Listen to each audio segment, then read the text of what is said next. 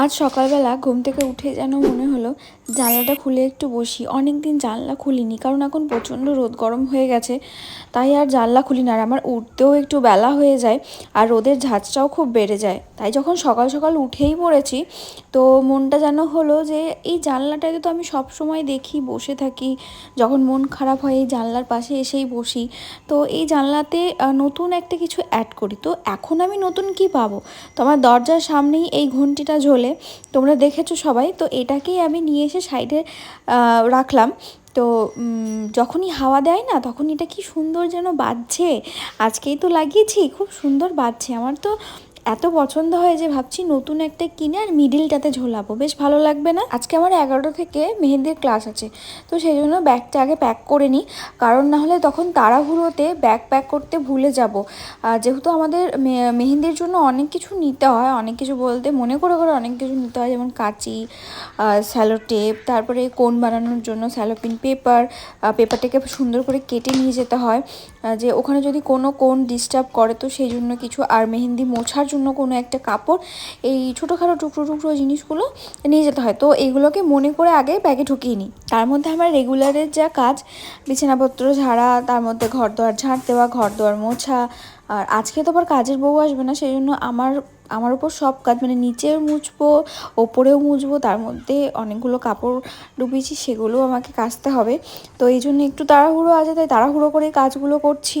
আর যাওয়ার সময় ওই রকম তাড়াহুড়ো একদম ভালো লাগে না, সেই জন্য আগে থাকতে সমস্ত কিছু বার করে আমি গুছিয়ে গাছে রেখে দিই। ইভেন আমি আমার জামা প্যান্ট, আমার কিছু যদি পরার থেকে জুয়েলারি, সেগুলো, আমার স্কিন কেয়ার, আমি সমস্ত কিছু বিছানার মধ্যে সাজিয়ে রেখে দিই। তারপরে আমি চান করতে যাই। মিশো থেকে একটা হ্যাঙ্গিং র্যাক কিনেছি, তো ওটা ভাবছি এই জানলার পাশে যে একটুখানি দেয়াল ফাঁকা আছে, ওইখানটায় একটু ডেকোরেশন করব ভেবে রেখেছি। তো দেখা যাক কতটা কি করতে পারি। তার মধ্যে আরেকটা জিনিস কি জানো, আমাদের সিংহাসনটাও করতে দেওয়া আছে। সিংহাসনটা যখন মানে রেডি হয়ে আসবে, তখন আমি তোমাদের সাথে শেয়ার করব। দেখে বলো কেমন হয়েছে। আমাদের আগে সিংহাসনটা ছিল কাঠের, আর এখন যেটা বানাচ্ছি সেটা হচ্ছে প্লাইয়ের। দুটো তো জিনিস আলাদা আলাদা হবে। তো দেখা যাক কীরকম কি হয়। একটা ডিজাইন তো দিয়েছি করতে, কতটা কি হয় দেখি। তো মনে মনে আছে যে ঠাকুর ঘরটাও একটুখানি কিছু ডেকোরেশন করব। দেখো, তোমাদের সাথে গল্প করতে করতে আমার কতগুলো কাজ হয়ে গেল। এই এবার চা নিয়ে একটু বসলাম।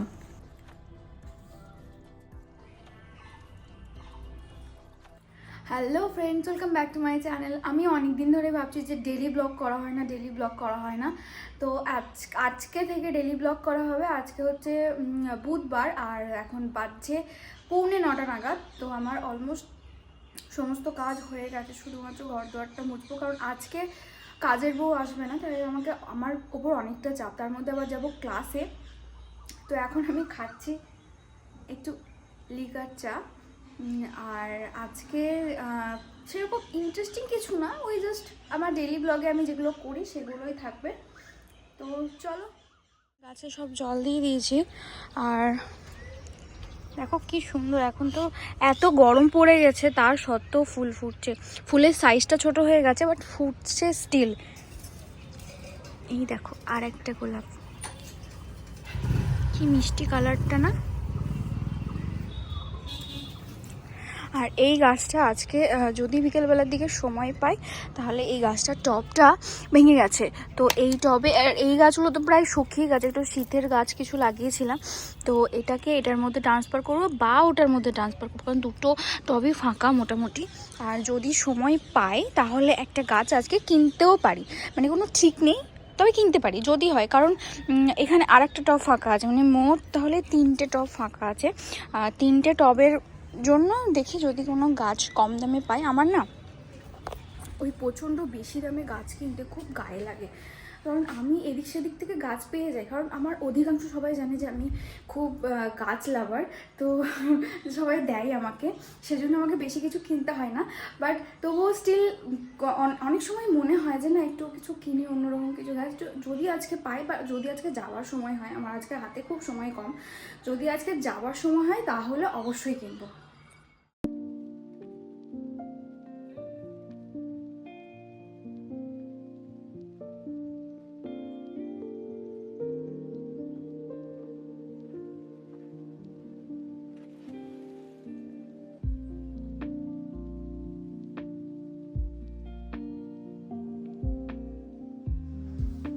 যেহেতু আমি ক্লাসে যাচ্ছি না, তো এই জামাটা বার করে নিয়েছি, মুচুন মুটি থেকে বার করে পরেছি। তো এই জামাটা গরমকালে এত পরে আরাম, মানে বলে বোঝানো যাবে না যে এত পরে আরাম। জানি যে ভাঁজ কিরকম কুচকে গাছকে আছে, কিন্তু এটাই পরবো, কিছু করার নেই। আমার মানে প্রচন্ড গরম করছে, মানে এত তাড়াতাড়ি যে এত গরম পড়ে যাবে ধারণার বাইরে।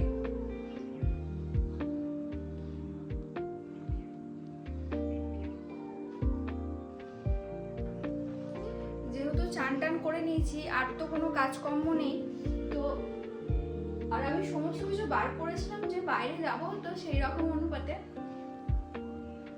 টোনার লাগিয়ে সানস্ক্রিন লাগিয়ে বেরোবো, কিন্তু এখন তুমি বেরোচ্ছি না, তো তাই জাস্ট ময়শ্চারাইজারটা লাগাবো। আর আমি এই ময়শ্চারাইজারটা যবে থেকে ইউজ করছি, বিশ্বাস করো মানে দারুণ একটা ময়শ্চারাইজার। তোমরা যদি ইউজ করো মনে করো তাহলে কিন্তু ইউজ করতে পারো। এই যে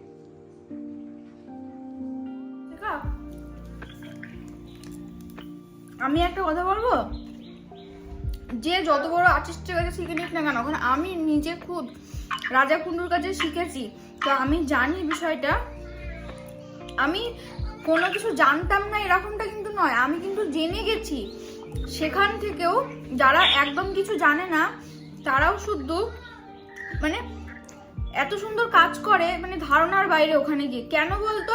ওর একটাই রুল, সেটা হচ্ছে প্র্যাকটিস, দিন রাত প্র্যাকটিস।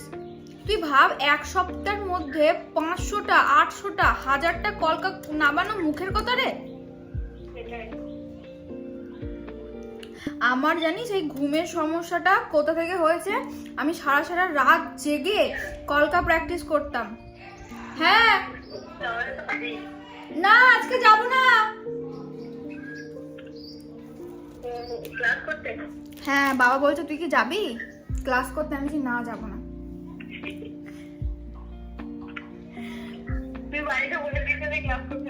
হ্যাঁ, আমি সকাল থেকে ওই ভেবেই কাজ করছি। এ তুই কি নেক্সট ক্লাসে আমাদেরকে ফিগার ড্রটা দেখাবি? এটা বাকি আছে তো, হাতি, তারপরে সেই কি বলে হাতিটা। হ্যাঁ বলো। হ্যালো কি করবো লাভ কি? বল।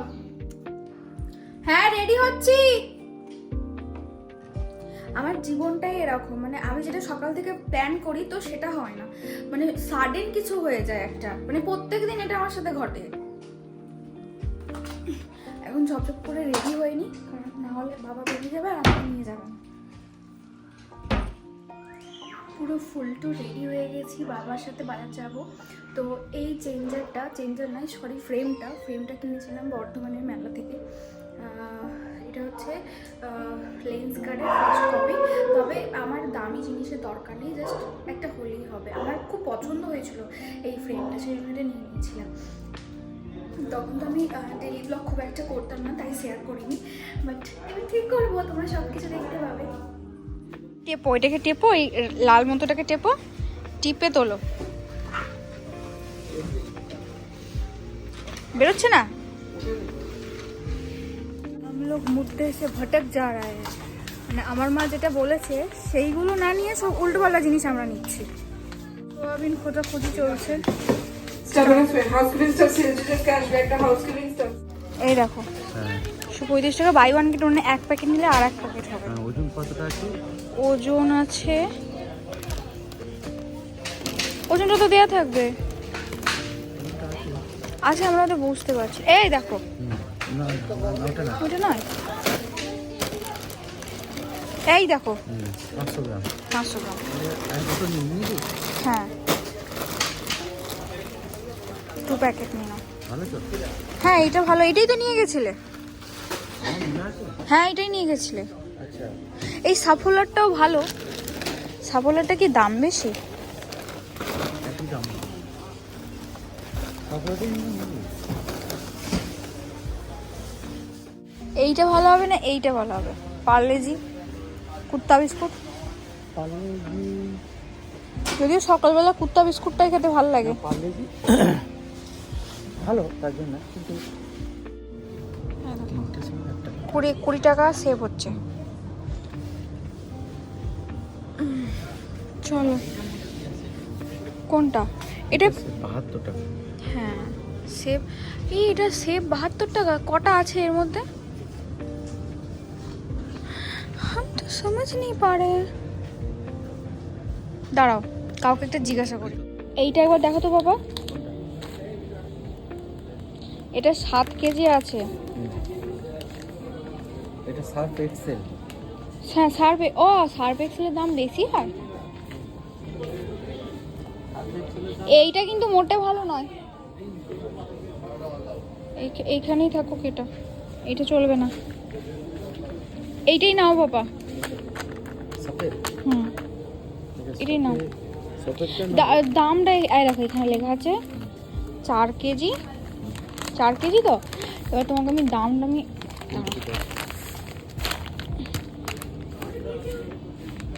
80 টাকা। 320 টাকা। তাহলে এইটা আর এটা কি? 80 টাকা কেজি 80 টাকা কেজি পড়ছে। এটা 250 টাকা পড়বে। আর 250 টাকা পড়বে, মানে 320 টাকা তো 250 টাকা পড়বে। এটা সফেদ হলো। আর একটা হচ্ছে আমাদের কি একটা নিয়ে যাই, আমরা সফেদই নিয়ে যাবো। আমরা সফেদই নিয়ে যাবো। না সফেদটা আছে, তার সঙ্গে একটা ভালো সার্ফ কোনটা? এই তো এটা সার্ফ এক্সেল। সার্ফ এক্সেলই কি? মাম্মাকে জিজ্ঞাসা করবে। সার্ফ এক্সেল নয়।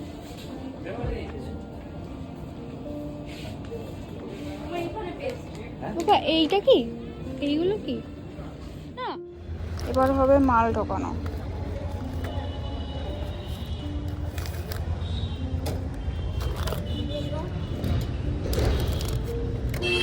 একটা জিনিস তাই নেওয়া হয়নি। কি? চিনি 3 টাকা কম দিন বাইরে। আচ্ছা আমাদের কেনাকাটাটা একটু বেশি হয়ে গেছে বলে মনে হচ্ছে না? হ্যাঁ চলো। আচ্ছা আর তোমার কি মনে হচ্ছে না বেশি হয়েছে বলে?